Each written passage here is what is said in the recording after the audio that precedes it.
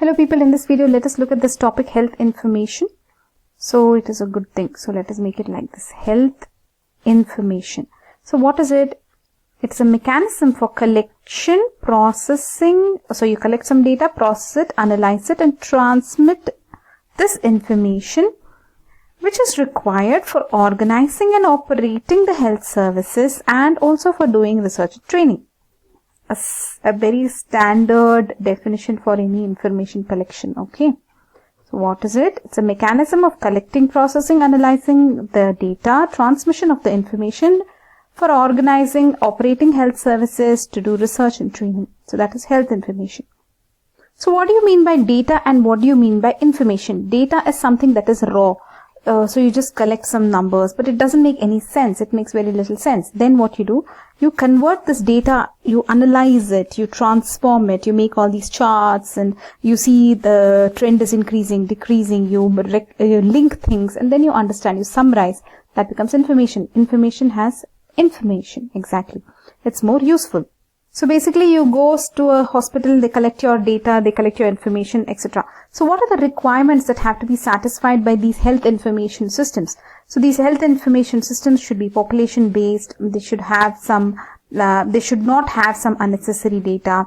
They should be problem oriented. You should be able to solve some problems with using the data, right?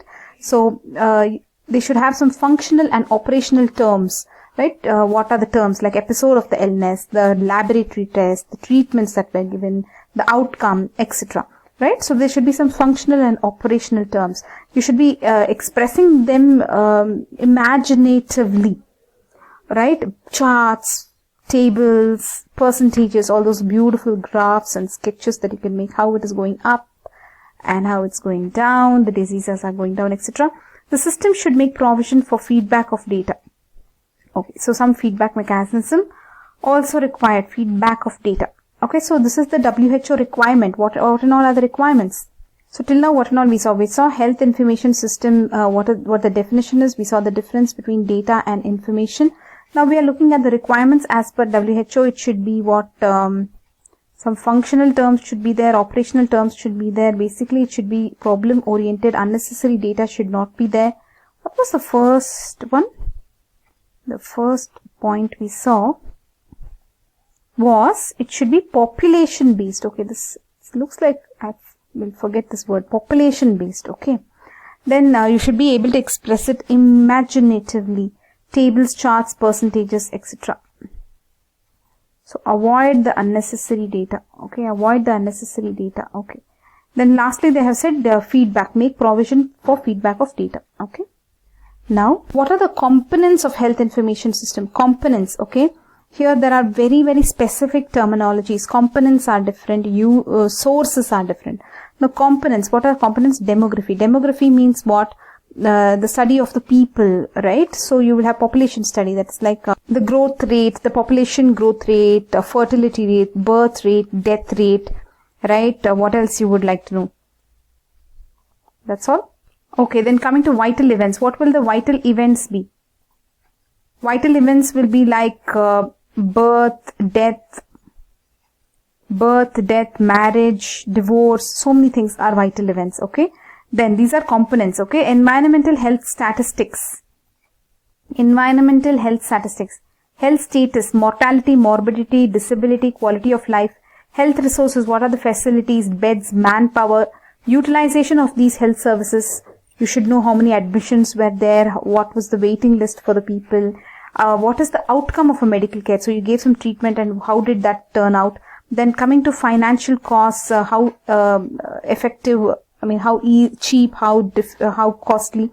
So basically these are components. Now when they ask you components, really it won't flash in your mind. What are components of health information system? Demography, vital events, admission rates, mortality, morbidity, hospital resources, how many we have, utilizing, is it happening, the outcome of a medical care, what are the costs. It's slightly difficult to remember this. Okay, let's go to the next one, uses of health information. Now all this information that you have, how will you use all this information? You have the information on health statistics, health status, the outcome of medical care, financial statistics, you have the demography details, you have the vital events. How will you use all this? So you will use this to measure the health status of the people, to quantify their health problems, to understand what exactly they need, to compare, local comparison, national comparison, international comparison, compare all your health statistics with the entire world, how you're going. Planning, how will you plan, what do you need to do, administration, what programs you need to bring forward. And you want to understand whether health services that you're giving are efficient, right? Then are the beneficiaries satisfied? Then again, always in the end, write one word, research. Important, okay? Research. Everywhere in the end you should write. It's used for research. Now coming to the major part, guys, sources of health information. There are 14 sources of health information. Look at these, okay? Health information sources. You have census, registration of vital events, sample registration system, disease, something about diseases, notification of diseases, hospital records, disease registers, record linkage. Just remember, records, record linkage, disease, notification of diseases or disease registers. Who will notify the diseases to the government? The doctors, hospitals will notify some diseases to the government, right? Then some surveillance, epidemiological surveillance, health service records, environment health data, health manpower statistics. That is, you will try to understand how much of manpower we have. Population surveys, then other routine statistics. We'll come to all this. And finally, some non-quantifiable information. You can't even quantify some information. What are all these? We'll have to look at. How many are there here? 1, 2, 3, 4, 5, 6, 7, 8, 9, 10, 11, 12, 13, 14. 14 sources of health information according to the textbook. It's difficult, right? Yeah. Census, some sample registration, then registration of vital events. Those 3 are one category, let us say. Then you have disease, notifiable diseases, disease records, hospital records, record linkage. Then you have epidemiological surveillance for all these epidemics, endemics, etc. Health service records. Actually, these records can go with these records. So just group these things in your mind so that you will know these 14 points. Environmental health data, manpower statistics, population surveys. Because the textbook gives it in this order. Otherwise, I would have put this health service records with these records here. And put these population surveys along with census here. So it's easy for us to remember all these points, right? Okay. So now let us get into census. So this is census. Our census is coming, 2021. Look at the definition of census here. Total process of collecting, compiling, publishing demographic, economic and social data. 3 words should come here in census definition. What are those 3 words? Demographic, economic, social data. So demographic is the population. You collect their economic and social data. Okay, demographic, economic and social data pertaining at a specified time or times to all persons in a country or a delimited territory. So census is a massive undertaking. In our country, it is every 10 years, right? It's a massive undertaking. It's written here if you're not able to see. It's a massive undertaking every 10 years. What is the drawback of census? There's so much data, you will not get quick results, right? The first census was 1881. Every 10 years they're doing, and the last census was 2011. So when is going the next census? 2021. Get ready for it. Okay. So total count of population you will take, then you will have subgroups like age, sex distribution, you will know their economic and social characteristics, how they live, what conditions they live under, what work they do, and their income also. Okay. So how will you use all this data to provide all the health services? Okay. Next one, what did we say? Registration of vital events. What are vital events? Births, deaths, marriage, divorce, etc. So related to births, you have adoptions, right? So something like this, you will have to register everything. So you have the Central Births and Deaths Registration Act 1969. Remember the Central Births and Deaths Registration Act 1969. So you have to register births and deaths within 21 days. There's something here called a sample registration system, SRS. Okay. So this is every 6 months, that is half yearly survey. You will try to estimate birth and death rates. So this is a very reliable, very, very good system it is. So they are saying it's the more reliable information on births and death rates, age-specific fertility, mortality rates, infant under 5 and adult mortality. So this is a very good thing. They like it a lot. Every 6 months they will do this. Okay. Unlike census, which is every 10 years. And they love this system. Looks like most reliable. Okay. They're not saying most reliable. They're saying more reliable. What about this population survey? Is it different? Shall we go and check this out, or just let's go in order? So population survey says health surveys. So surveys for evaluating health status, investigating the factors, health status. Same word, somehow they will just twist and write. Administration of health services, use of health services, people are using or not. What methodologies they have here? Health interview, face-to-face survey, health records, you will try to read. So many surveys are there here. National Survey, Sample Survey Organization. They have some questionnaire. Just to remember, I would like to put this population survey here so that you know you're going door to door and collecting some information. But remember, instead of going door to door, you can also just look at all these records and get the information. Now let's go to this one, diseases. Notification of diseases, disease register. Let's just link these two together to help us. See, notification of diseases means infectious diseases and also non-communicable diseases. Some of them have to be notified to the government, right? So which are these diseases which pose a serious menace to the public health? What are the examples? Like WHO says, like cholera, plague, yellow fever. Was cholera there in Bangalore just 4 months ago? I thought cholera was there. Wait. See, this was March 2020. 6 cases of cholera reported in 1 week in Bangalore. So yeah, so it is not that uncommon. Plague, yellow fever, and lot of other things. Okay, just remember cholera, plague, yellow fever, that much you remember. A lot of other things are there. Obviously, polio you will report, malaria, rabies. Rabies, okay, let us say, okay, rabies, polio. So many things are there actually. Okay, that is WHO level. At international level, this is. I think in India, tuberculosis, etc. will become notifiable diseases. Okay, so what are the problems with notification? So you should understand the problems with notification. Limitations also will be there. There are serious limitations they are saying. So it covers only a small part of the total sickness of the community. See, obviously that iceberg phenomena, you will see only tip of the iceberg, right? The doctor, and he will notify only this. And there will be a lot of underreporting in that also. And sometimes there is no accuracy of diagnosis unless you have all these microbiological laboratories, etc. And such facilities will not be there in rural areas. So what are the non-communicable diseases which are going to be notifiable? You have cancer, congenital malformations, mental illness, stroke, handicapped persons. So this will be non-communicable diseases which have to be notified. Okay. Now let us look at this terminology. See, we saw notifiable diseases. Now disease registers. A register that is a permanent record it is. Okay. So it is a morbidity register. There's something else like that. Duration of illness, case fatality, survival is a permanent record, something like that. Now let us look at this one. Hospital records, record linkage, other health service records. Everything has a records word in this. Hospital records, record linkage, other health service records. Let's look at these. How's it going, people? Is it becoming too much to handle? Yeah, this topic has a lot of such things only.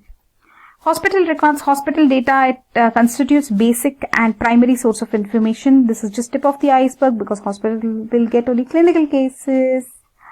Hospital discharge sheets contain so much of useful information on the diagnosis, on the medical and surgical procedures, complications, length of stay, laboratory data, etc. So obviously you have seen all your hospital discharge, hospital records, right? They'll have a lot of information. So you will also get the geographic source of the patients, the age and sex distribution, the period between the disease and the hospital administration, the cost of hospital care, bed occupancy rates of the hospital also you can find out. Record linkage, you will try to link all this of one individual's information, you will try to link it. Like even family information you can try to link, right? The twin studies, etc. for genetic studies, etc. you can try to link some things. Other health service records, like what? In outpatient departments, is it? Okay. Primary health centers, sub-centers, school health records, immunization records, etc., etc. A lot of types of records. We're done with this much. Now we have to just look at this much more. Epidemiological surveillance. For the, basically on the disease, you will do some surveillance. Environment, yes. Health, manpower, statistics. and some other statistics is there, other routine statistics, non-quantifiable information. Okay, we have to look at these by now. Epidemiological surveillance, in particular diseases which are endemic, that means always there, you'll have to check efforts to control diseases like malaria, tuberculosis, leprosy, filariasis, etc. You'll do all this, right? Just write some epidemiological surveillance. So environmental data, this is a source, we're talking about source, environmental health data, noise, pollution, harmful food additives, industrial toxicants, air pollution, water pollution, all that you remember, okay? And whenever they say environment, remember all that. Now let's look at these two. They have the word statistics in them. So let us see if we can link these two and understand. Health manpower statistics, other routine statistics. Health manpower statistics, that is the same thing, right? You will know the number of doctors and all that. Don't tell me that is not what it is. I think that is what it is. Yes. Dentists, physicians, dentists, pharmacists, veterinarians, hospital nurses, medical technicians, etc. You will maintain all this information. Other routine statistics related to health. So demographic, economic and social. Isn't this so similar to that census, economic, social, etc.? What will you maintain here? Consumer goods. What is this? Consumer goods such as tobacco, consumption of tobacco, sale of drugs, per capita income information, then social security schemes, demographic, population density, education level. What is this? Just some other statistics. Okay. Health statistics, health worker statistics, not at all difficult. Number of doctors, number of nurses, etc., etc. And other routine statistics means what? Some tobacco consumers and things like that. Now, lastly, non-quantifiable information. Some information that you cannot quantify. What is that non-quantifiable information? Tell at least one word which makes sense to us. Health policies, health legislation, public attitude, procedures, something like this. Some non-quantifiable information like attitude. Okay. This is an important topic, guys. Health information. The questions you will get in the exam are something like this. Health information system. Define health information system. Components of health information system. Uses of health information system. So define, we already told you how to define, right? To collect all the information, analyze, give it for process it, use it, to build everything, research, etc. What about the components? Components we told you, demography, vital events, then what else we told you? Health resources, facilities, the utilization of these services, outcome of medical care, financial statistics also. Then they'll ask the uses of health information system to measure the health status of people, what exactly they need, to international comparisons, planning, administration, assess whether health services are efficient, are people satisfied, research, always in the end, write research. Then they'll ask you the sources of health information system. What are the sources? Census, registration of vital events, sample registration system, population surveys, notification of diseases, disease registers, hospital records, record linkage, other service records, epidemiological surveillance, environmental health data, manpower statistics, other routine statistics, and non-quantifiable information like what? Attitude. Okay. Then what else they will ask you? And they will ask you disadvantages of hospital records. What are the disadvantages of hospital records? See, people choose to go to a hospital based on their economy, etc., right? So those can be admission rates. Okay, the main problem is tip of the iceberg. Hospital will have only tip of the iceberg. Okay, the admission policy may vary from hospital to hospital. So there will be very selective data. So many people won't go to hospital. So hospital records will be tip of iceberg only. Okay, then notification of diseases, they will ask you what are the notifiable diseases and what is the merit and demerit. Merit, okay, you get information into the health information. Then demerits, we told you, right, like there's no proper diagnostic laboratories, etc. Underreporting will happen. Then what else? Again, here it's only the tip of iceberg. Then they'll ask you about medical records linkage. So what will you do in medical records linkage? You will take one individual's or a family's information and collate everything together, and basically you'll try to see the linkage between these diseases, etiological significance, etc., etc., twin studies, genetic studies, etc. Then, so this one, Registration of Vital Events, Central Birth and Death Registration Act of 1969. Remember 1969, within 21 days you have to register birth or death. And anyways, the hospital will have a record of the birth or death, okay? They do give proof of birth or death. So this birth or death, just remember guys, when 1969, compulsory registration, okay, it is in force from 1st April 1970, okay, leave that. So basically, even adoption you have to register, because that is like childbirth kind of a thing, right? So the responsibility of public, the parents, relatives, hospital heads, nursing homes, etc., people to register. Where will you do? There will be a registrar. Registrar word is important. That is where they will register. Okay. A late fee is imposed if they don't come within this 21 days. So this completes this big topic, health information sources, components, uses, what health information exactly is, etc. That's all for now. Bye bye.